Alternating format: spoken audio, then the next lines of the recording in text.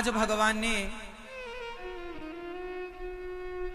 गिरिराज जी को उठाया और गोवर्धन को उठाकर भगवान ने गाय की रक्षा और गाय का संवर्धन करने का समाज को मैसेज दिया। क्या मैसेज था? गाय। आप में से कितने लोग गाय की सेवा करते हैं? चलो, कितने लोगों के घर पर गाय है? कितने लोग हैं आप में से जिनके घर पर गौ माता है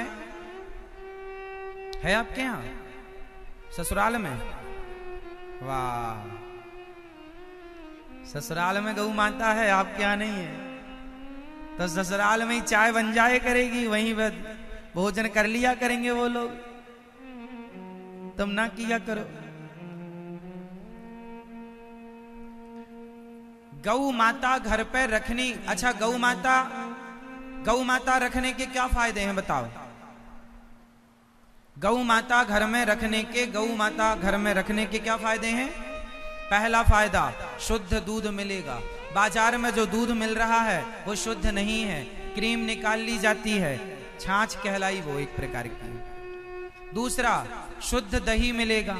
तीसरा, बाजार में शुद्ध घी नहीं मिलता। आप जितना भी घी खरीदते हैं सब मिलावटी, कितना भी बढ़िया ब्रांड, कोई कितनी भी गारंटी ले कि हमारा घी शुद्ध है, घी वही शुद्ध होगा जो आपकी आंखों के सामने मक्खन को पकाया जाएगा, और जो आपकी आंखों के सामने दही, दूध और दही और मक्खन, वो सारा प्रोसेस आप जब करेंगे तो शुद्ध। बाजार की कोई चीज शुद्ध नहीं है, खासकर दूध, दही और घी जैसी चीजों में। इसलिए कम आप लोग इतनी महंगी महंगी गाड़ियां लेते हो, अच्छी बात है, इतने बड़े बड़े घर बनाते हो, अच्छी बात है, लेकिन खाना पीना इतना घटिया आप लोगों का। अरे जब बड़ी गाड़ी बड़ा घर तो खाओ तो कम से कम बढ़िया, बाजार की चीजों पर डिपेंड कब तक? इसलिए आप लोग थोड़ा ही सही ध्यान दो, एक गाय रखो घर पर, देशी गाय, भले वो 2 लीटर दूध दे।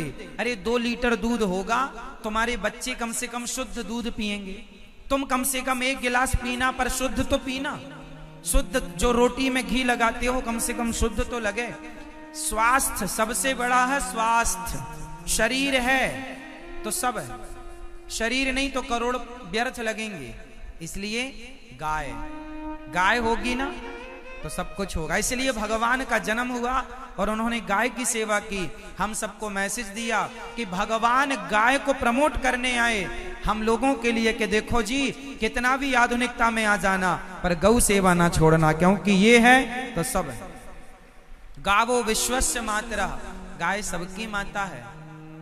गाय के रोम रोम में देवताओं का वास है। गाय के 4 पांव जो हैं, एक परिक्रमा लगा देने से 4 धाम का पुण्य प्राप्त हो जाता है, गौ माता की एक प्रदक्षिणा करने से। गाय की बड़ी महिमा है। भगवान श्री कृष्ण के पास गाय थी और भगवान की गाय का नाम था गंगी। भगवान थन को मुंह पे रख के और बछड़े की तरह दूध पी लिया करते थे।